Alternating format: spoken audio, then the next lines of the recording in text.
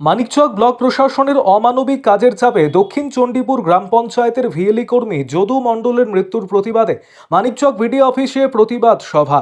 বুধবার block office চত্বরে প্রতিবাদ সভা করে বিডিওর বিরুদ্ধে সরব হলেন ব্লকের বিভিন্ন গ্রাম পঞ্চায়েতের ভিএলই কর্মীরা। উল্লেখ্য, গত সোমবার মালদার মানিকচক ব্লকের ভূতনির দক্ষিণ চণ্ডীপুর গ্রাম পঞ্চায়েতের ভিএলই কর্মী যদু মণ্ডল অসুস্থ হয়ে মারা যান। এই মৃত্যুর ঘটনায় মৃতের পরিবারবর্গ সহ ব্লকের বিভিন্ন গ্রাম পঞ্চায়েতের ভিএলই কর্মীরা একযোগে অভিযোগ করেন, মানিকচকের বিডিওর কাজের চাপ সহ্য করতে না পেরেই যদু মণ্ডল অসুস্থ হয়ে মৃত্যুর কোলে ঢলে পড়েন। তাই এই মৃত্যুর ঘটনায় বিডিও সাহেবের বিরুদ্ধে শাস্তিমূলক প্রশাসনিক ব্যবস্থা গ্রহণ সহ মৃতের পরিবারবর্গকে সব ধরনের সরকারি সাহায্য সহযোগিতার দাবি জানিয়ে বুধবার মানিকচকের বিডিও অফিসে ভিএলই কর্মীরা প্রতিবাদ সভা করেন। বিডিওর বিরুদ্ধে সরব হন, সেই সঙ্গে তাদের উত্থাপিত দাবির সমর্থনে সুর চড়ান। আরও আপডেট থাকতে আমাদের ভিডিও শেয়ার ও ফেসবুক পেজটিকে লাইক করে ফলো করে দিন। শুনলেন, বড় বললে উদ্দেশ্য হচ্ছে এই সময়ে অস্বাভাবিক প্রশাসনিক নির্যাতন চলছে। শনি রবি সহ ছুটির দিনগুলো যেগুলো ক্যালেন্ডারে সরকার দেন, কোনো ছুটির দিনে ছাড় পাচ্ছেন না কর্মচারী। আর স্পেসিফিক এই ঘটনাটাকে যদি আপনারা দেখেন, তাহলে এখানে একজন অস্থায়ী কর্মচারী যারা ভিএলই দীর্ঘদিন ধরে আছেন, 2005-06 সাল থেকে যারা কাজ করছেন, এই সময় 100 দিনের কাজের সঙ্গে তাদেরকে যুক্ত করা হয়েছে। অমানসিক পরিশ্রম করেন, 10,000 টাকার নিচে মাত্র বেতন পান। এই সময়কালে 500 টাকাও বেতন বৃদ্ধি হয়নি। এখানে টানা 48 ঘন্টা কাজ করছে। সকালবেলা 2-1 ঘন্টা হয়তো ছাড় পেয়েছেন। অসুস্থতার কথা বলা সত্ত্বেও ছাড় পাচ্ছেন। এই করবার পর তিনি সেরিব্রাল অ্যাটাকের মুখোমুখি হন। অল্প বয়স, 36-38 বছর বয়স।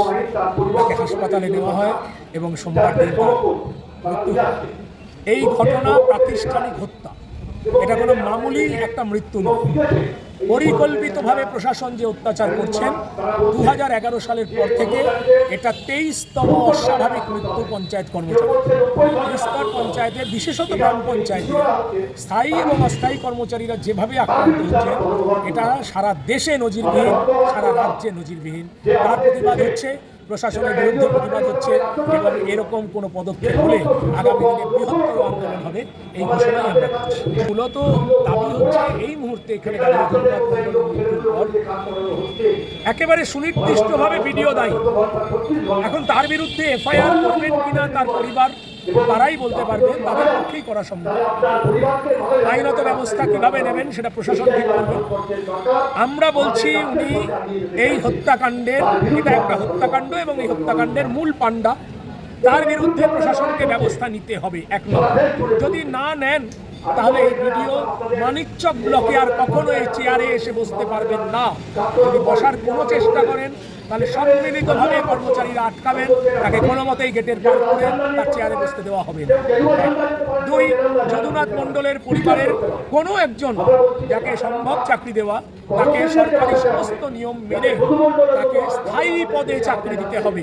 3, তার ক্ষতিপূরণ হিসাবে পরিবারের একটা তরতাজা ভারতীয়, একটা তরতাজা বাঙালি, একটা মানুষ, তার মৃত্যু হলো, এইভাবে তার ক্ষতিপূরণ কমপক্ষে 10 লক্ষ টাকা হতে হবে প্রশাসনকে পরিবারের হাতে।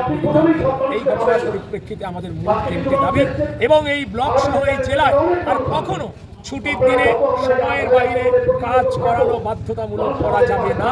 সেটা হলেই আন্দোলন হবে, প্রতিবাদ হবে। আপনার নামটা বলুন। সন্দীপ কি পদে রয়েছে? পঞ্চায়েত কর্মচারী সাধারণ সম্পাদক।